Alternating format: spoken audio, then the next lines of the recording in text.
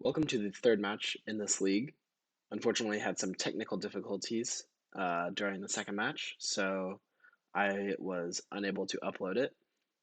But to recap, we are now 1-1. We lost in 3 games to a red-green Obosh Ponza deck, and now we are on the play in game 3, or game 1 of match 3. Sorry.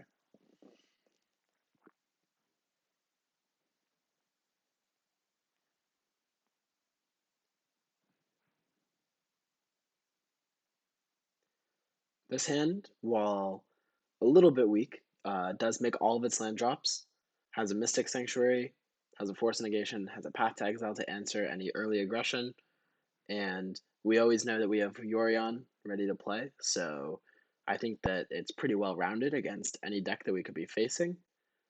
Alright, so we are facing Neobrand, so really hoping to hit a blue card off of this Abundant Growth, or we could be in trouble.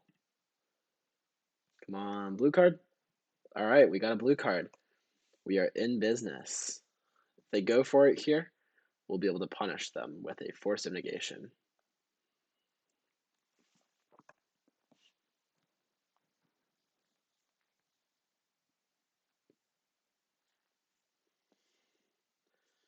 Unfortunately, we only have 3 Force of Negations in our 75. All right, so they just go ahead and play out an Allosaurus Rider. They have no lands, and we are totally okay with that. I was going to Path to Exile it, but now I think I'd rather just use Teferi Time Reveler to bounce it back to their hand, as they don't get a land from that. It looks like they're land light.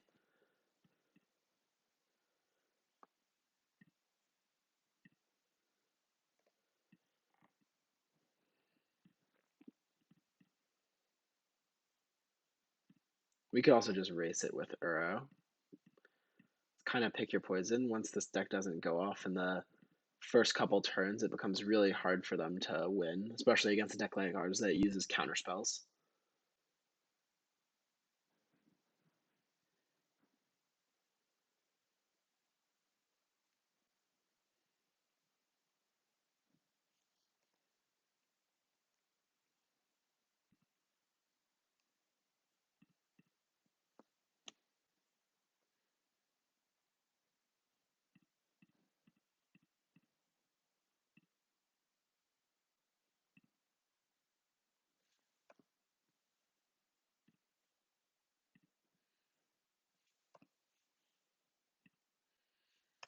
We'll use a Path to Exile on their turn, so the land interplay is tapped for them.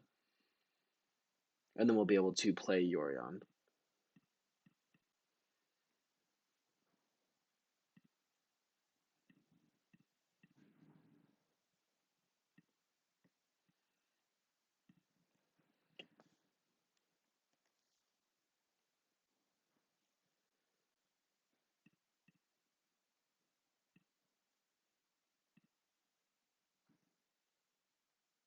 So let's go ahead and play Uro first.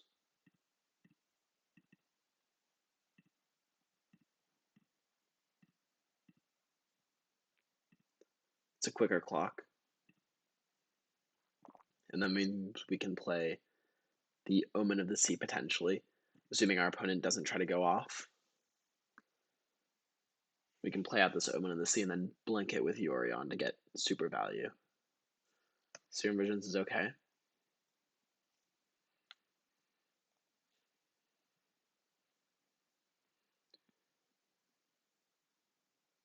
Interesting that our opponent kept their hand, considering it had no lands in it, and they knew they weren't going to get a draw step.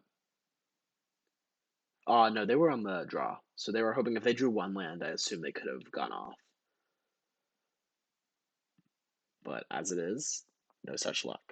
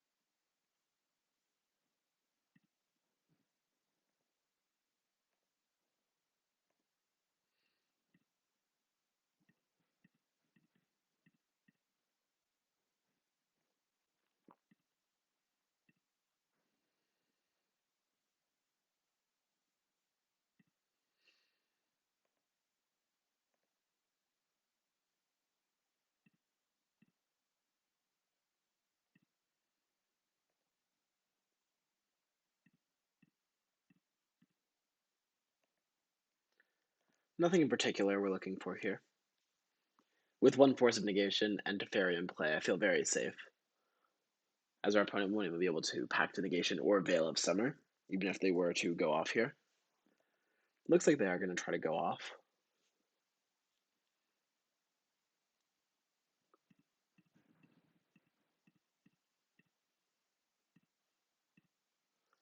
We'll just hard cast Force of Negation.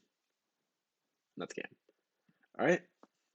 Post board, we definitely want this Force Negation, we definitely want this Mystical Dispute, and we definitely want these Aether Gusts. Condemn does not seem very good. Path to Exile is still reasonable. Ice Fang Codal seems very bad. Terminus also seems bad though, and Ice Fang Codal is a blue card. So let's keep the Ice Fang Codals in instead. And then we can bring in Veil of Summer in case they have Pact Negation.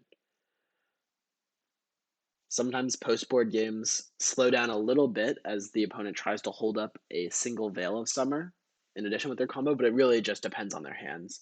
So a lot of the times they're just going to end up going for it.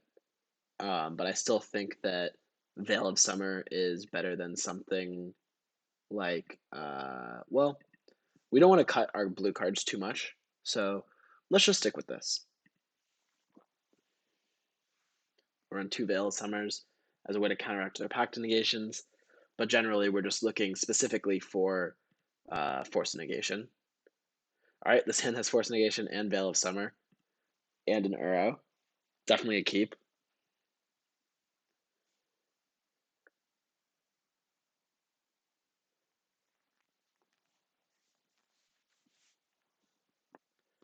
We'll think about it for a little bit just to make sure our opponent doesn't think for sure that we have Force Negation. Because we're hoping they do go for it. Although we may eat our words if they also have the Pact Negation for the perfect 7-card hand.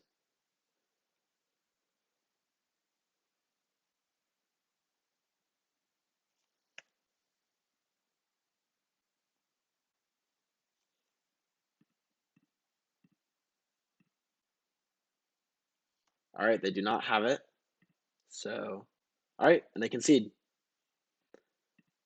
Let's see what we'd have drawn. We'd have drawn an Aether Gust, which would have really just put the game away for sure. Alright, we are 2-1, and we will be back for the next match.